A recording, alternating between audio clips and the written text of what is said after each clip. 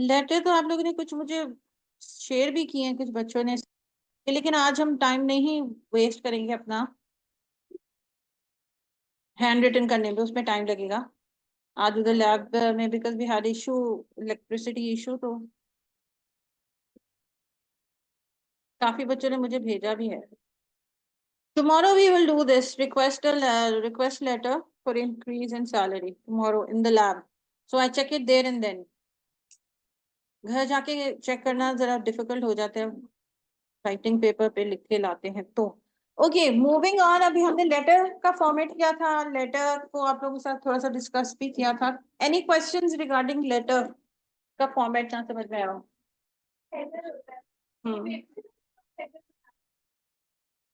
बच्चे आपको वो मेंशन करेंगे कि आपने हेडर बनाना है, तो आप अपर साइड पे, मिडिल में या राइट हैंड साइड पे आप हेडर बनाओगे, वरना आपने सिर्फ रिसीवर का एड्रेस लिखना है। जो आपका डेट के बाद आपने रिसीवर का एड्रेस लिखोगे एंड सो फोर्थ, फिर आप अपना सब्जेक्ट लाइन लिखेंगे, फिर आप अपना सैल्यूटेशन लिखेंगे और अपना पैराग्राफिंग स्टार्ट हो जाएगा। तब ही मंजूर, वरना आपका डेट से लेटर स्टार्ट के बाद आपने रिसीवर एड्रेस लिखना है।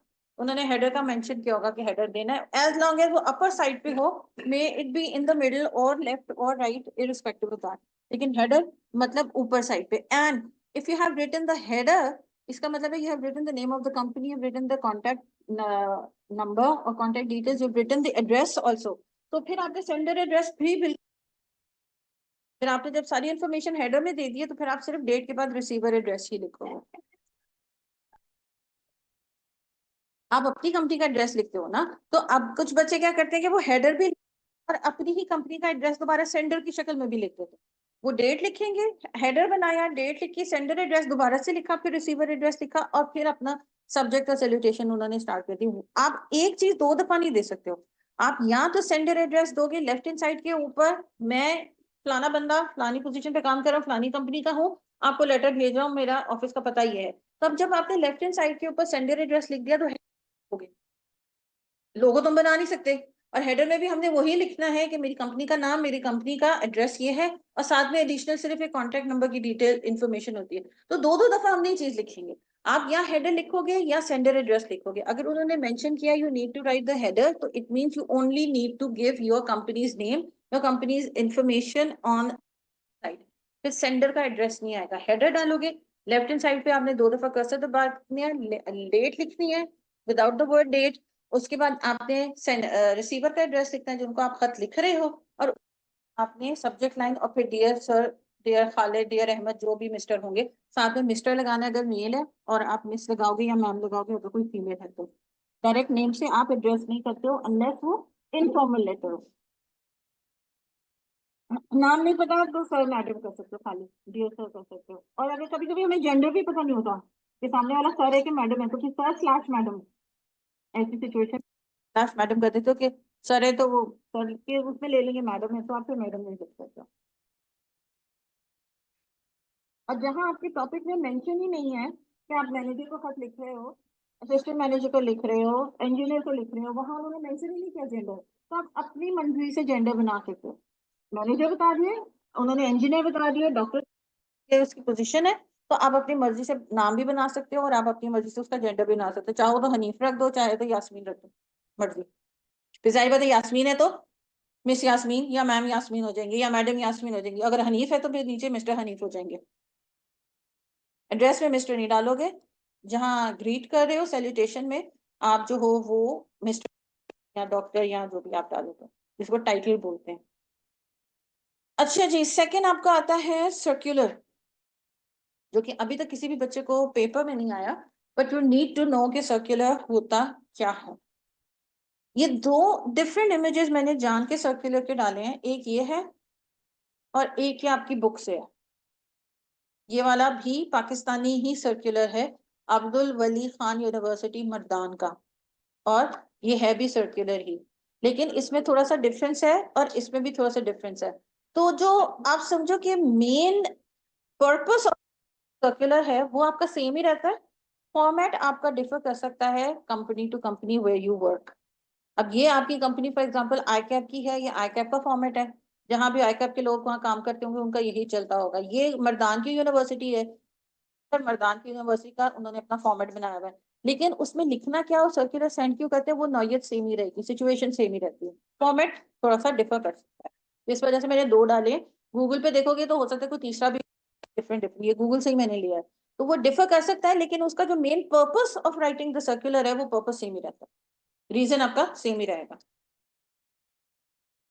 इसमें अगर हम देखते हैं तो क्या है, ऊपर हेडर दिया हुआ है, लोगो भी दिया हुआ है, हेडर भी दिया हुआ है यानी कि नाम उस ऑर्गेनाइजेशन का, और कॉन्टेक्ट नंबर दिया हुआ है, इधर उन्होंने ईमेल भी प्रोवाइड की हुई है, रेफरेंस भी दिया हुआ है, राइट हैंड साइड पे ये सही भी है। मिडिल में they have written the word circular, they have divided the circular into 2 paragraphs. Signature area उन्होंने किया हुआ है, चाहे वो राइट हैंड साइड पे है। और परसों हमने बात की थी over the before the weekend enclosure की, तो यहाँ आप सर्कुलर की डिफरेंट लोगों को या डिपार्टमेंट्स को कॉपीज सेंड करते हैं, तो वहां लेफ्ट हैंड साइड पे है वो कॉपी का वर्ड डालना है, कॉपी टू, और फिर जिन जिन लोगों को साहब साहबा डिपार्टमेंट को आपको सर्कुलर किया होता है, तो you need to write write those names here.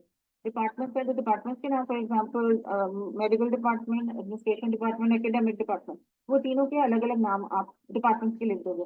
कहीं आप किसी साहब या साहबा को दे रहे हो तो वहां आप फिर उनके नाम लिखोगे। अगर मेरे साथ शेयर हुआ, पर ये भी एक ऐसा ही है कि गवर्नमेंट से रिलेटेड है, तो ये एक पीएस टू वाइस चांसलर है, यानी कि personal secretary, secretary to vice chancellor, ये एक इंसान होगा। उसके बाद प्रधान, यानी कि ये भी एक डेजिग्नेशन वाला इंसान है, मे दैट बी मेल और फीमेल। डॉक्टर नूर अहमद खान मेडिकल ऑफिसर, नाम से पता चला कि ये एक इंसान है। नूर मेल भी हो सकता है, फीमेल भी हो सकता है, बाय द वे। मिस्टर इफ्तियाक, ये भी एक बंदा। फिर मिस्टर अब्दुल लतीफ या आरिफ, ये भी एक बंदा। फिर all deans, all HODs, all H of department, यानी कि वो सारे हेड ऑफ डिपार्टमेंट और सारे डीन, यहाँ मुख्तलिफ लोग होंगे, 4 5 6 भी हो सकते हैं, डिपेंडिंग अपॉन यूनिवर्सिटी में कितने आपके डिपार्टमेंट्स हैं, उनके हेड ऑफ डिपार्टमेंट्स होंगे। तो आपका कभी कभी कॉपी टू एक इंसान को भी जाती है और डिफरेंट डिपार्टमेंट्स को भी जा सकती है, और कभी कभी खाली डिपार्टमेंट्स को जा सकती है, उसमें कोई इंडिविजुअल लोग नहीं होंगे। कभी डिपार्टमेंट्स को नहीं जाएगी तो इंडिविजुअल लोग होंगे, वो वेरी करेगा, कभी दोनों भी हो सकते हैं कि लोग भी होंगे इंडिविजुअल और डिपार्टमेंट।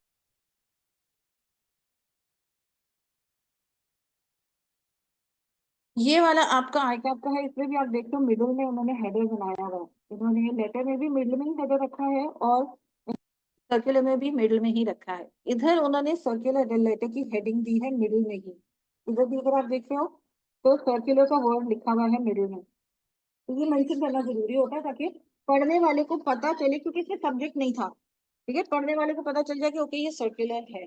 कभी कभी आप अपना सब्जेक्ट लाइन भी उसमें डालते हो, जैसा कि इन्होंने इसमें डाला हुआ है, लेकिन फिर भी एक रिक्वायरमेंट होती है कि मिडिल में कम से कम वर्ड सर्कुलर लिखो, इफ नॉट सर्कुलर लेटर।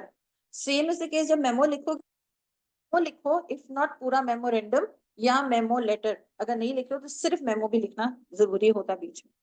तो इसमें हमने सर्कुलर लेटर मेंशन किया हुआ है, लेफ्ट हैंड साइड पे वही लेटर की तरह आपकी डेट है, और डेट भी या अमेरिकन या British, with the full spelling of the month, MAR नहीं लिखोगे, MARCH हम पूरा लिखेंगे। फिर आपका यहाँ आएगा, इधर किसको कर रहे हो, ऑल एम्प्लॉइज को एड्रेस करो, ये सारे एम्प्लॉइज तक सर्कुलर जाना चाहिए, और ये सर्कुलर सारे एम्प्लॉइज के लिए है। क्या सारे एम्प्लॉइज APCI कंपनी के, या सारे एम्प्लॉइज फाइनेंस डिवीजन के?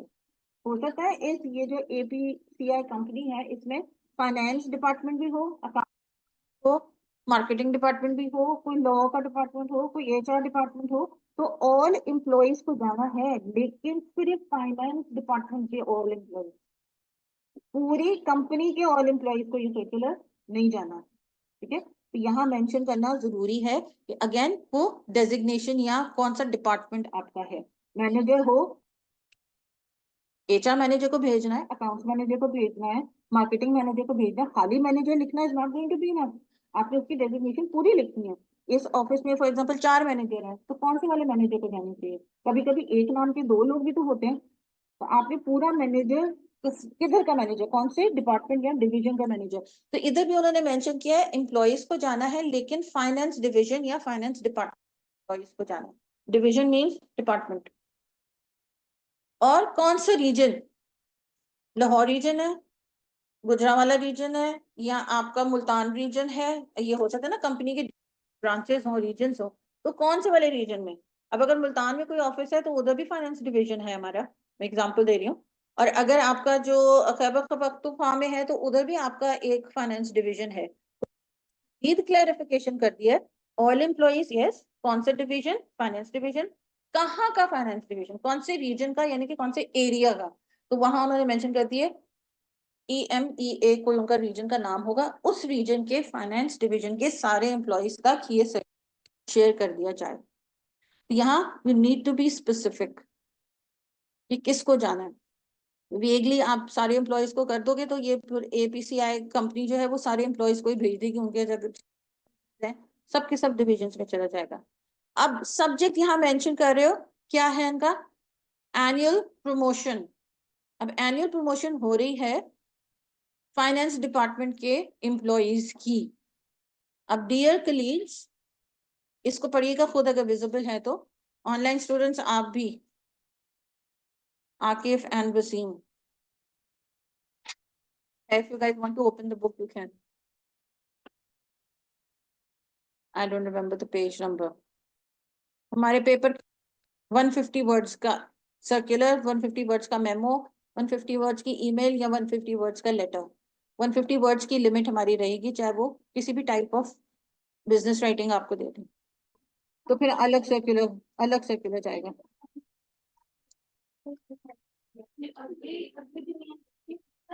नहीं, फिर उसके लिए अलग सर्कुलर आप जो है ना वो सर्कुलेट करोगे, अलग सर्कुलर बनेगा उसके लिए। ये स्पेसिफिक आपके उन्हीं डिवीजन के लिए, ऑडियंस के लिए बनेगा, समझो वो अलग ऑडियंस के लिए है। क्योंकि उधर देखो ना, उधर नाम भी आपके डिफरेंट हो सकते हैं, यहाँ जो एम्प्लॉई 1 2 3 लिखा है, समझो यहाँ हम असल में लोगों के नाम लिखेंगे। तो अगर एक ही लेटर में आप दो मुख्तलिफ बातों को कर रहे हो डिस्कस, यहाँ तो मैनेजर से जो है ना वो एम्प्लॉयज को मैनेजर की ग्रेड पे कर रहे हो सकता है कि वहां भी मैनेजर की ग्रेड पे ही करना हो, लेकिन हो सकता है कि करना हो, तो बहुत ज्यादा जम्बल्ड अप और कंफ्यूजिंग इंफॉर्मेशन हो जाएगी। और जो कि बिजनेस राइटिंग का रूल हमारा क्या है कि be as clear as possible. तो क्लैरिटी के लिए हमें इंडिविजुअली केटर करना पड़ेगा दोनों अलग अलग डिविजन्स को, चाहे हमने यही एग्जैक्टली कॉपी पेस्ट कर देंगे, फर्क क्या आ जाएगा, यहाँ सिर्फ आपका यहाँ चेंज कर देंगे। फॉर एग्जाम्पल फाइनेंस डिवीजन के बजाय HR डिवीजन कर दिया, इधर आपने XY को चेंज कर दिया, इधर एम्प्लॉइज के नाम चेंज कर दिया, डेजिग्नेशन वही थी कि फलाने बंदे को हम मैनेजर में कर रहे हैं, बाकी सारी चीजें आप कॉपी पेस्ट ही कर दोगे, लेकिन मेजर चीजें चेंज करनी पड़ेंगी ताकि कंफ्यूजन ना हो, क्लैरिटी हो। The less confusion and more clarity the better for business writing. तो इस वजह से एक ही में हम केटर नहीं करेंगे इसको। एक लेटर के लिए एक मेन आपका वो होगा पॉइंट, मुद्दा होगा जिसपे बात करोगे। Same is the case with email and same is the case with any piece of writing, कि एक ही मेन पॉइंट के इर्द गिर्द आपका वो बिजनेस राइटिंग जो है वो रिवॉल्व करेगी। अच्छा ऑनलाइन बच्चे, आपको आवाज आ रही है? वसीम, अबू बकर एंड आकिफ, आज जैनब नहीं है। Okay, thank you Akif. अच्छा, अब यहाँ आप देख रहे हो कि उन लोगों के नाम आप बुलेट पॉइंट्स में लिखो।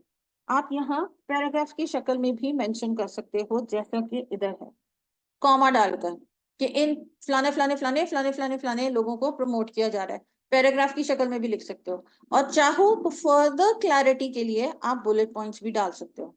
कभी कभी सर्कुलर के अंदर, जैसे मैंने आपको कहा था, लेटर आपको टेबल भी डालनी पड़ जाती है फॉर क्लैरिफिकेशन, क्योंकि आपको लग रहा है किसी वजह से कंफ्यूजन हो सकती है, ठीक है ना। अब अगर आपको लग रहा है कि एक ही नाम के दो बंदे हमारे पास हैं, तो उसकी क्लैरिटी के लिए हम टेबल ही बना देते हैं, डिवीजन का नाम अलग लिख देंगे, नीचे लोगों का नाम अलग लिख देंगे, ताकि क्लैरिटी हो, लेस कंफ्यूजिंग हो।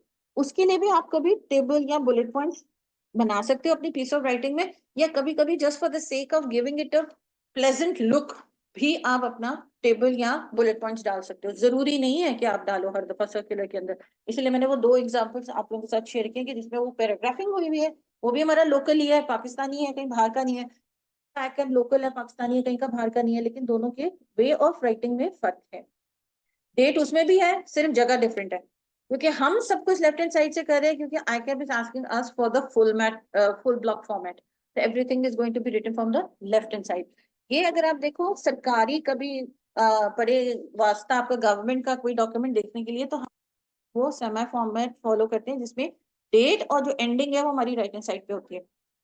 लेटर्स के अंदर भी एड्रेस आपका लेफ्ट हैंड साइड पे हो जाएगा, डेट आपकी राइट पे हो जाएगी, और नीचे आपकी क्लोजिंग भी राइट हैंड साइड पे हो जाएगी। रिगार्ड्स भी यहीं लिख देते हैं, साइन भी यहीं कर देते हैं, नाम भी यहीं लिख देते हैं। तो वो गवर्नमेंट वाले अभी तक हमारा वो ब्रिटिश जो वो स्टाइल है वही फॉलो कर रहे हैं। लेकिन दुनिया में ज्यादातर जो फॉलो हो रहा है फॉर्मेट है जो फुल ब्लॉक है, जो लेफ्ट हैंड साइड से है। तो I can wants to move with the flow of the communication, तो परहैप्स उन्होंने इस वजह से ये फुल फॉर्मेट को माइंड में रखा है। तो हमें भी फुल ब्लॉक फॉर्मेट को ही माइंड में रखना है every time that you right. ठीक है,